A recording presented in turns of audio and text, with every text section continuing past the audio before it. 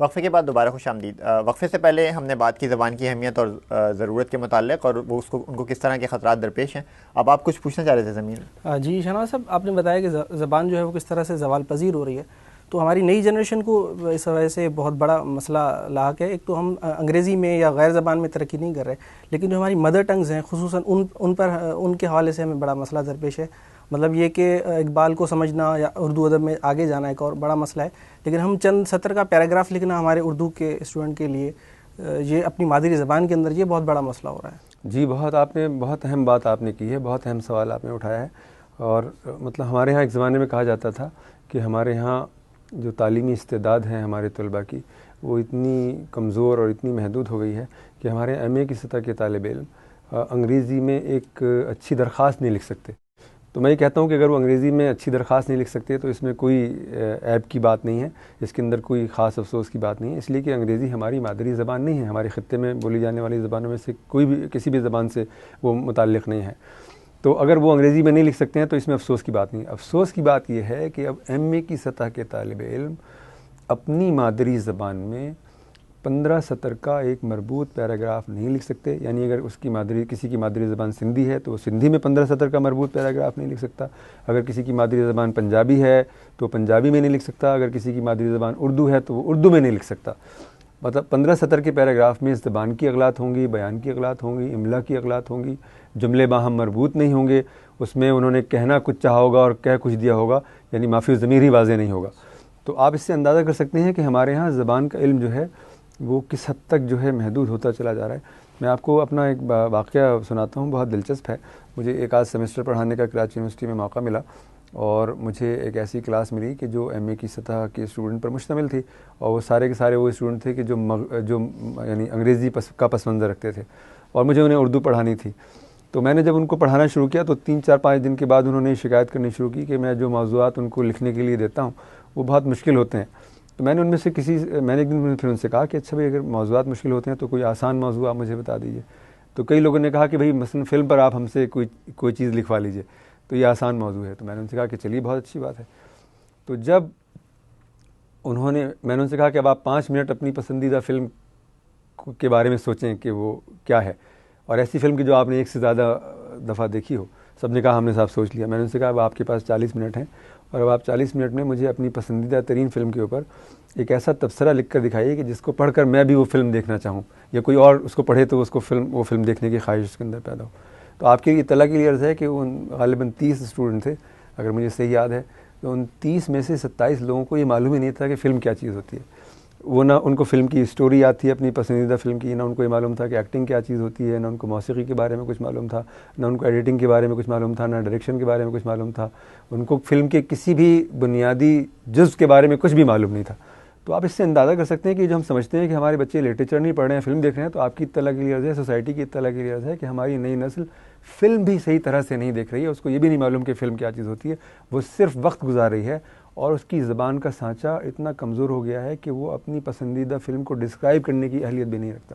تو آپ اس سے اندازہ کر سکتے ہیں کہ ہماری سوسائٹی کے اندر زبان کے حوالے سے کتنی صورتحال مخدوش ہو چکی ہے، اور اس کے کتنے سنگین مضمرات ہماری انفرادی اور اجتماعی زندگی کے لیے ہیں۔ مطلب اس صورتحال کو اگر آپ دیکھیں تو ایسا لگتا ہے کہ جیسے ہم ایک رفتہ رفتہ ایک گونگی قوم بنتے چلے جا رہے ہیں۔ یعنی میں یہ کہتا ہوں کہ ہماری ایم اے کی سطح کا طالب علم، یعنی اگر آپ کسی ایم اے کی سطح کے طالب علم سے جو سندھی کا پس منظر رکھتا ہے اس سے کہیں کہ بھائی آپ ذرا شاہ لطیف کا ٹیکسٹ پڑھ کے آپ مجھے سنائیں، شاہ لطیف کی شاعری کا متن پڑھ کر سنائیں، وہ سنا نہیں سکتا آپ کو۔ یا کسی پنجابی پس منظر رکھنے والے آپ اسٹوڈنٹ سے کہیں کہ ذرا آپ مجھے بلے شاہ یا وارث شاہ کا ٹیکسٹ پڑھ کر سنائیں، وہ نہیں سنا سکتا۔ یا آپ کسی اردو پس منظر رکھنے والے سے کہیں کہ تم مجھے میر کا یا غالب کا یا اقبال کا ٹیکسٹ پڑھ کر سناؤ، وہ ٹیکسٹ نہیں سنا سکتا۔ تو یہ صورتحال ہے۔ تو اس صورتحال میں ہم یہ سوچ ہی نہیں سکتے، یہ توقع ہی نہیں کر سکتے کہ ہماری معاشرے کے اندر کوئی بڑا تخلیقی تجربہ پروان چڑھے گا، ہم کوئی بڑا تخلیقی کارنامہ انجام دیں گے، یا ہم علوم کے دائرے میں اور فنون کے دائرے میں کوئی بڑی پیش رفت کریں گے۔ تو یہ محال ہے بالکل۔ اور ہم نے جب بھی یہ کام، جن ادوار میں بھی یہ کام کیا ہے، زبان کی ایک بہت بڑی روایت کے ساتھ اور زبان کے ایک بہت زبردست شعور کے ساتھ ہم نے یہ کام انجام دیا ہے۔ اور اگر ہم چاہتے ہیں کہ ہماری زندگی تخلیقی توانائی سے لبریز ہو اور ہم ایک بار پھر کارنامے انجام دینے والی قوم بنے، تو ہمیں اپنی زبان کے علم کو اور اس کے سانچے کو بہتر بنانے پر توجہ دینی ہوگی، اور اس سلسلے میں ہمیں کچھ ایسے اقدامات کرنے ہوں گے جن کے ذریعے سے ہم زبان کے بہتر علم کی طرف مراجعت کر سکیں. تو یعنی ہم یہ کہہ سکتے ہیں کہ زبان اور تہذیب بہت لازم و ملزوم ہے. یعنی زبان بگڑے گی تو آپ کی تہذیب اور ساری ختم ہو جائے گی, بگڑ جائے گی. یہ بیان اس کو اس طرح سے بیان کیا جا سکتا ہے آپ کے اس کو؟ جی کیوں نہیں. دیکھیے نا, زبان جو ہے وہ جتنا بھی بڑا تہذیبی تجربہ ہے, یعنی تہذیب کی جتنے بھی مظاہر آپ جن سے واقف ہیں آپ, ان مظاہر میں سے کوئی چیز بھی ایسی نہیں جو زبان کے تجربے کے بغیر تخلیق ہوئی ہو. مثلا آپ کہہ رہے ہیں کہ شاعری تہذیب کا ایک بڑا مظہر ہے, یا افسانہ یا ناول تہذیب کا ایک بڑا مظہر ہے, یا آپ کی جو تفسیر کی روایت ہے وہ اس کا ایک بڑا مظہر ہے, یا آپ نے علم حدیث میں کوئی کارنامہ انجام دیا, فقہ کے دائرے میں آپ نے کوئی کارنامہ انجام دیا. ان تمام چیزوں کے لیے زبان کا علم ناگزیر ہے. اس کے بغیر آپ یہ چیزیں تخلیق کر ہی نہیں سکتے ہیں. مطلب آپ اس کا اندازہ اس بات سے کیجئے کہ عربی کی جو روایت ہے, مثال کے طور پر عربی کی روایت آپ کو معلوم ہے کہ جو قرآن جو ہے ظاہر عربی مبین کے اندر نازل ہوا, اور ظاہر ہے کہ قرآن کی نزول سے پہلے جو ادب تھا عربی کا, اس کی لغت اور قرآن کی لغت ایک ہے. تو جو آدمی تفسیر کا کام کرنا چاہے اس کے لیے عہد جاہلیت کی اس لغت سے استفادہ ناگزیر ہے کہ جو قرآن سے پہلے موجود تھی, جو کہ شاعری کی زبان پر سے عبارت ہے. اس میں شاعری تھی, عربی میں کوئی اور دوسری چیز تو تھی نہیں, شاعری کی روایت تھی, یا داستان کی آپ کہہ لیجیے کہ روایت تھی, لیکن وہ بہت زیادہ بڑی روایت نہیں تھی اس زمانے میں. شاعری کی بڑی روایت تھی. عربوں نے شاعری میں بہت کمال پیدا کر کے دکھایا تھا, اور خطابت میں بہت کمال پیدا کر کے دکھایا تھا. تو یعنی اس زبان سے استفادے کے بغیر تو آپ تفسیر تک نہیں لکھ سکتے آپ, یعنی اور جو مطلب علم حدیث ہے اس میں آپ کوئی کام ہی نہیں کر سکتے. تو آپ اپنی تہذیب کے جتنے مظاہر کو آپ شمار کریں گے, ان تمام کا تعلق زبان کی روایت سے ہوگا اور اس کی قوت اور توانائی سے ہوگا. چنانچہ جب زبان کی روایت کمزور پڑتی ہے, اس کی قوت اور توانائی کمزور ہوتی ہے, تو پورا تہذیبی سانچہ جو ہے وہ کمزور پڑ جاتا ہے. تو اس کا مطلب شاہنواز بھائی یہ بھی ہوا کہ جس زبان کو ہم سیکھیں گے, ہم تہذیب بھی اسی قوم کی اڈاپٹ کریں گے, انگریزی کی یا اردو کی یا فارسی کی. تو اس کا مطلب یہ بھی ہوا. جی یہ تو بالکل ناگزیر ہے. ظاہر ہے اس کا اثر تو کچھ نہ کچھ تو اس کا اثر پڑے گا آپ کی زندگی کے اوپر, اس میں تو کوئی دو رائے نہیں ہے. اچھا, یہ کہا یہ جاتا ہے کہ خصوصاً اردو کے حوالے سے یہ کہا جاتا ہے کہ اردو جو ہے بہت جو ہے متاثر ہو رہی ہے اور اس کو جو ہے خطرات درپیش ہیں.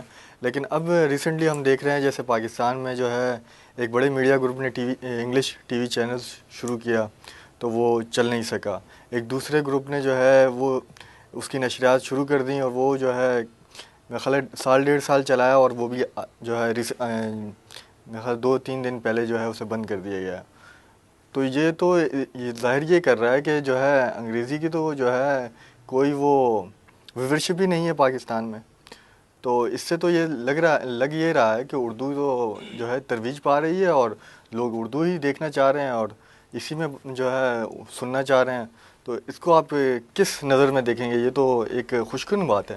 جی ہاں, مطلب دیکھیے میں تو یہ بات کر رہا ہوں کہ ہمیں ابھی اس بحث میں نہیں جانا چاہیے کہ انگریزی اور اردو کا کیا رشتہ ہے اور کیا تعلق ہے اور ہمارے لیے کیا اہم ہے. ہم تو ابھی زبان فی نفس ہی کی بات کر رہے ہیں. تو مطلب میں آپ سے کہہ رہا ہوں کہ اگر کوئی یہ کہتا ہے کہ جی میں سمجھتا ہوں کہ انگریزی جو ہے وہ ہماری زبان ہونی چاہیے, تو میں اس سے یہ کہوں گا کہ تم پھر انگریزی کی بہتر استعداد پیدا کر کے دکھاؤ.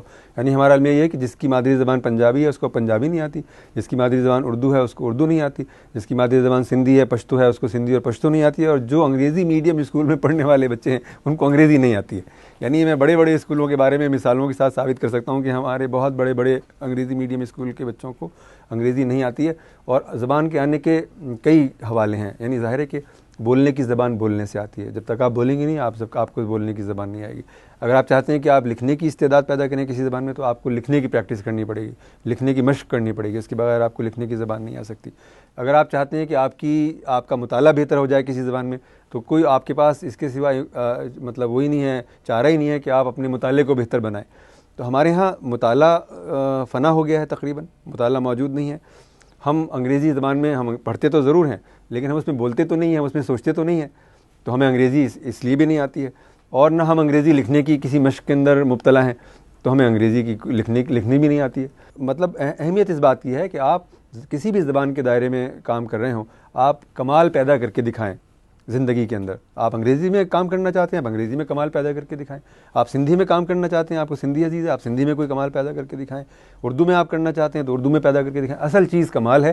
ہمیں کمال پر نظر رکھنی چاہیے. زبان کے سانچے کی بحث میں خامخواہ نہیں الجھنا چاہیے. یہ اہم ہے لیکن اس میں الجھنے کی ضرورت نہیں ہے.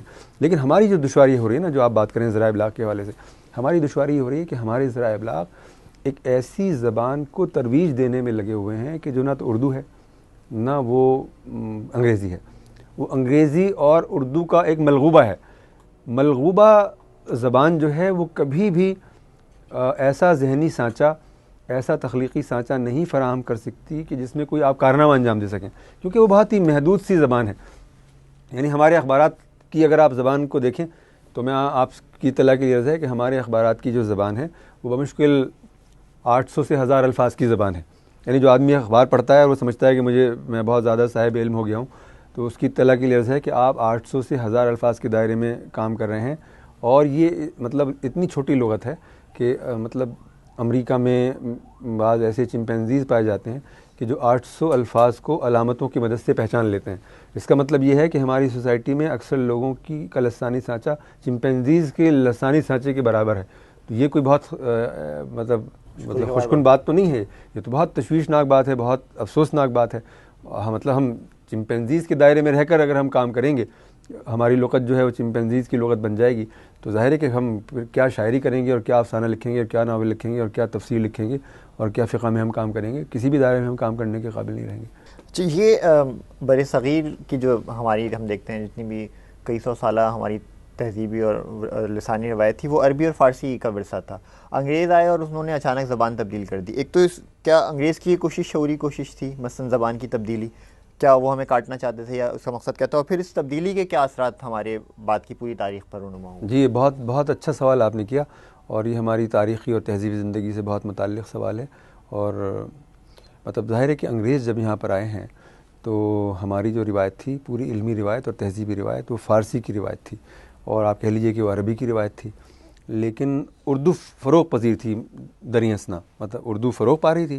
اور انگریزوں نے یہ بات محسوس کی کہ اگر ہم مسلمانوں کو ان کے مذہبی اور تہذیبی ورثے سے کاٹنا چاہیں تو اس کی سب سے اچھی صورت یہ ہے کہ اردو کو فروغ دیا جائے. اور انہوں نے اس پرپس کے لیے جتنے بھی اردو کے لیے کام کیا اس میں کہیں بھی نیک نیتی شامل نہیں تھی.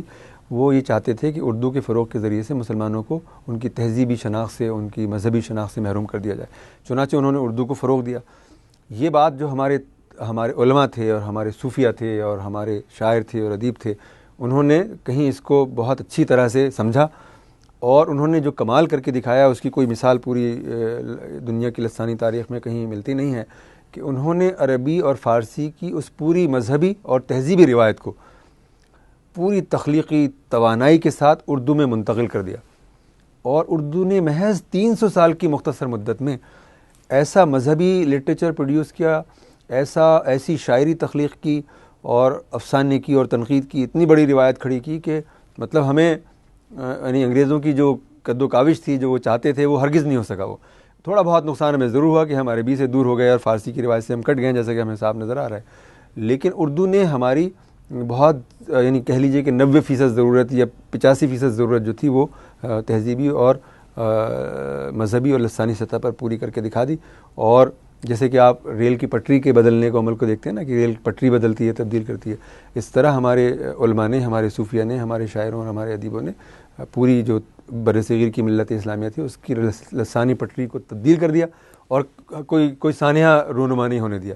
مطلب اگر یہ ہو جاتا کہ ہم اس روایت سے کٹ جاتے اور ہماری نئی زبان جو ہے اس کے اندر کوئی تخلیقی روایت پیدا نہ ہوتی تو سب کچھ ہی ڈوب جاتا ہمارا, یعنی کچھ بھی باقی نہ رہتا. اس کا اندازہ آپ اس بات سے کیجئے کہ یعنی جو ہمارے وسطی ایشیا کے ممالک ہیں جو کہ ظاہر مسلم اکثریتی علاقے ہیں, اور آپ کو معلوم ہے کہ وہاں 70 سال تک کمیونزم کا تجربہ, سوشلزم کا تجربہ رہا, اور سوشلسٹ حکمرانوں نے, کمیونسٹ حکمرانوں نے مسلمانوں کو ان کی مذہبی روایت سے, ان کی تہذیبی روایت سے, ان کی لسانی روایت سے یکسر محروم کر دیا, کاٹ دیا انہیں بالکل, اور ان کو مطلب سوویت یونین کے فریم ورک کے اندر قید کر کے اور زندگی بسر کرنے پر مجبور کیا.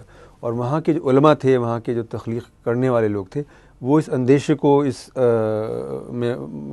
کو نہیں سمجھ سکے کہ اس کے نتیجے میں 2 3 4 نسلوں کے بعد کیا ہونے والا ہے. یہاں ہم ایک وقفہ لے لیتے ہیں, وقفے کے بعد دوبارہ حاضر ہوں گے.